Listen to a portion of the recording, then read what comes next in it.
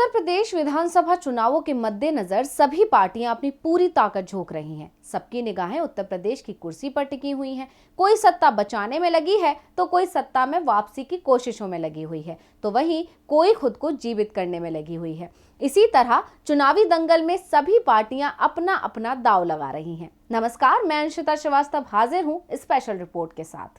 दोस्तों, अगले 3 महीने में यूपी में चुनाव होने वाले हैं। अब चुनाव है तो जीतने की कोशिशें तो सभी पार्टियां करेंगी ही। अब जनता किसे चुनेगी ये तो जनता ही जाने, और जनता ने किसे पसंद किया ये चुनाव के नतीजे बताएंगे। क्योंकि जनता को कब कौन भा जाएगा इसका अंदाजा लगाना थोड़ा मुश्किल है, लेकिन सभी नेता जनता के दिलों में अपनी जगह बनाने की हर मुमकिन कोशिश करते हैं। और जब बात चुनावों की हो तो ये मेहनत थोड़ी ज्यादा बढ़ जाती है, क्योंकि उसके लिए नेताओं को जनता के बीच जाकर अपनी जगह बनानी पड़ती है, जिसके लिए लगभग सभी पार्टियां ताबड़तोड़ तरीके से रैलियां कर रही हैं। लेकिन सभी पार्टियों में सबसे आगे इन दिनों कांग्रेस नजर आ रही है, क्योंकि जहां कोई नहीं है वहां कांग्रेस पहुंच बना रही है, और वो हैं देश के अन्नदाता।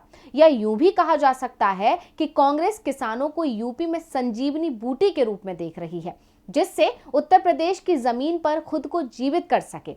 क्योंकि लगभग 3 दशक से कांग्रेस यूपी की सत्ता पर आसीन नहीं हुई है। अब अगर यूपी में कांग्रेस की बात हो रही है तो जाहिर है कि सबके जहन में प्रियंका गांधी का नाम ही आएगा, क्योंकि यूपी में कांग्रेस को जीवित करने का जिम्मा प्रियंका गांधी के कंधों पर है, और वो अपनी इस जिम्मेदारी को बखूबी निभा रही हैं।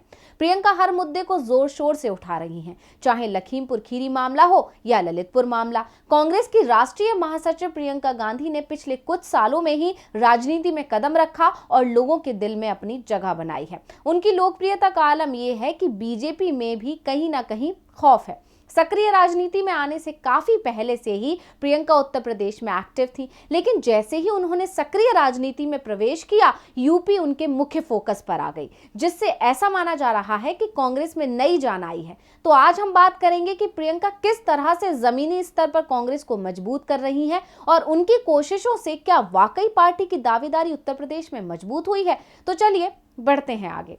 देश की सबसे पुरानी राजनीतिक पार्टी कांग्रेस की नवनियुक्त राष्ट्रीय महासचिव प्रियंका गांधी वाड्रा वैसे तो पार्टी की राजनीति में पर्दे के पीछे लंबे समय से सक्रिय रही हैं, लेकिन उन्हें औपचारिक रूप से राजनीतिक मैदान में उतरने में करीब 2 दशक लग गए। लेकिन अब जब प्रियंका ने कमान संभाल ली है तो वो यूपी में कांग्रेस को मजबूत करने के लिए जी तोड़ मेहनत कर रही है, जनता के बीच जाकर अपनी पकड़ मजबूत कर रही है। अब प्रियंका गांधी ललितपुर पहुंची, उससे पहले प्रियंका आगरा पहुंची थी, और लखीमपुर खीरी मामले में भी प्रियंका ने पूरी सक्रियता दिखाई थी। दरअसल ललितपुर में खाद मिलने की आस लगाए एक किसान 2 दिनों तक लाइन में लगा रहा, लेकिन उसे खाद नहीं मिली और आखिर में उसने दम तोड़ दिया, जिसके बाद प्रियंका ललितपुर रवाना हो गई और ये सफर उन्होंने ट्रेन से तय किया। ललितपुर पहुंचकर प्रियंका ने पीड़ित परिवार से मुलाकात की। इसके अलावा प्रियंका के ललितपुर तक दौरे ने भी खूब सुर्खियां बटोरी। दरअसल ललितपुर रवाना होने के लिए गुरुवार रात लखनऊ के 4 बाग रेलवे स्टेशन पहुंची प्रियंका ने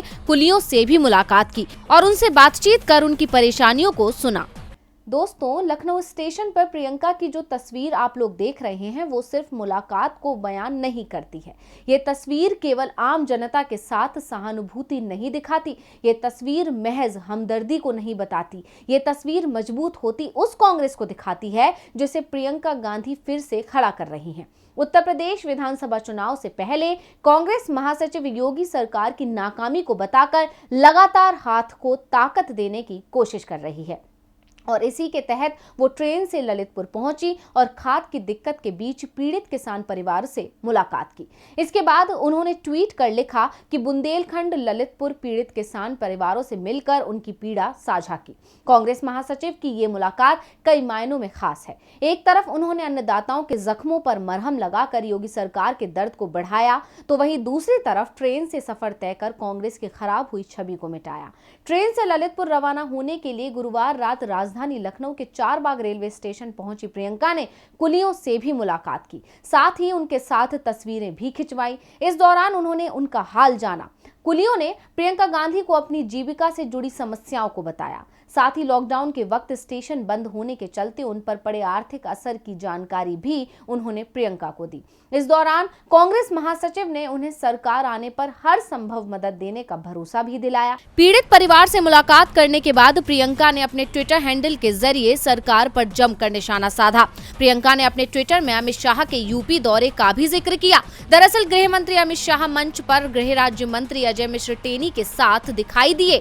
गृह राज्य मंत्री अजय मिश्र टेनी वही मंत्री हैं जिन्होंने किसानों को धमकी दी थी, जिससे नाराज किसान उनका विरोध करने लखीमपुर खीरी पहुंचे थे और अब किसानों की मांग है कि उन्हें बर्खास्त किया जाए, साथ ही उन्हें गिरफ्तार किया जाए। लेकिन अमित शाह और अजय मिश्र टेनी की तस्वीर कुछ और ही इशारा कर रही है। अब इसी को लेकर प्रियंका गांधी ने सरकार को घेरा है। यहाँ पूरे बुंदेलखंड में किसान खाद के लिए लाइन में खड़े जान दे रहे हैं। वहाँ लखीमपुर में एक मंत्री पुत्र कई किसानों पर गाड़ी चढ़ा देता है और उसका पिता गृह मंत्री के साथ लखनऊ के मंच पर खड़ा है। देश का किसान आपके घमंड को देख रहा है। इसके अलावा प्रियंका ने किसानों के लिए अपनी हमदर्दी दिखाते हुए बीजेपी को भी खूब खरी खोटी सुनाई थी। प्रियंका ने ट्वीट कर कहा, भाजपा सरकार किसानों पर दमन और अत्याचार कर रही है। बुंदेलखंड में 4 किसानों की जानें सरकार के कुशासन की वजह से गई। कालाबाजारी, कर्ज, फसलों की बर्बादी, महंगाई जैसी वजहों से किसानों पर भारी बोझ है और सरकार कुछ नहीं कर रही है। उत्तर प्रदेश विधानसभा चुनाव को लेकर अब तक माना जा रहा था कि मुख्य मुकाबला केवल बीजेपी और समाजवादी पार्टी के बीच है, लेकिन प्रियंका गांधी ने अपनी रणनीति से कांग्रेस को मजबूत बनाकर इस चुनाव को त्रिकोणीय बना दिया है। कांग्रेस महासचिव न सिर्फ सरकार को घेर रही हैं, बल्कि जनता की हमदर्द बन रही हैं और आज तो उन्होंने ट्रेन से सफर कर कांग्रेस के लिए सत्ता के सफर को आसान बनाने की कोशिश की है। सिर्फ आज का सफर ही नहीं, बल्कि प्रियंका की प्रतिज्ञा यात्रा ने भी योगी सरकार के अलावा दूसरी पार्टियों की भी नींदें उड़ाई हैं। अपनी प्रतिज्ञा यात्रा के दौरान प्रियंका हर बार एक नई घोषणा कर रही हैं और गौर करने वाली बात यह है कि प्रियंका हर वर्ग पर फोकस कर रही हैं, चाहे वो महिलाएं हो या छात्र या फिर किसान।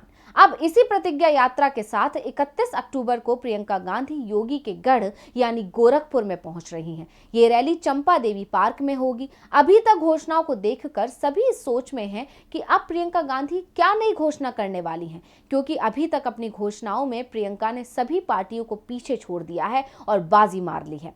इससे पहले वो विधानसभा चुनावों में महिलाओं को 40% टिकट देने के साथ ही सरकार बनने पर किसानों को फसल का उचित मूल्य, कृषि कर्ज माफी, सरकारी नौकरी, छात्राओं को स्कूटी और स्मार्टफोन सहित तमाम ऐलान कर चुकी हैं। कांग्रेस महासचिव प्रियंका गांधी यूपी में ही कैंप किए हुए हैं। वो बीजेपी को उसके गढ़ में ही घेरने की कोशिश कर रही हैं। प्रियंका की चुनौती का ही असर है कि पीएम मोदी को भी लगातार अपने संसदीय क्षेत्र वाराणसी आना पड़ रहा है। पिछले 3 महीनों में वो 5 बार वाराणसी आ चुके हैं और अब प्रियंका की नजर योगी के गढ़ गोरखपुर पर भी टिक गई है। प्रियंका ने गोरखपुर चलो का नारा भी दे दिया है, यानी अब प्रियंका योगी के घर में घुसकर उन्हें चुनौती दे रही हैं। प्रियंका का ये दौरा योगी सरकार की मुश्किलें बढ़ा सकता है, क्योंकि प्रियंका की इस रणनीति से कांग्रेस सीधा जमीन से जुड़ रही है, जिससे हाथ की जड़ को ताकत मिलेगी, लेकिन कमल के कमजोर होने के पूरे आसार हैं। खैर, ये तो आने वाला वक्त ही बताएगा कि क्या प्रियंका का सफर कांग्रेस को सत्ता के सफर पर ले जा पाएगा या नहीं। लेकिन प्रियंका की धमक ने योगी सरकार के पसीने जरूर छुड़ा दिए हैं। इसी के साथ मुझे दीजिए इजाजत, फिर हाजिर होंगे एक और स्पेशल रिपोर्ट के साथ। नमस्कार।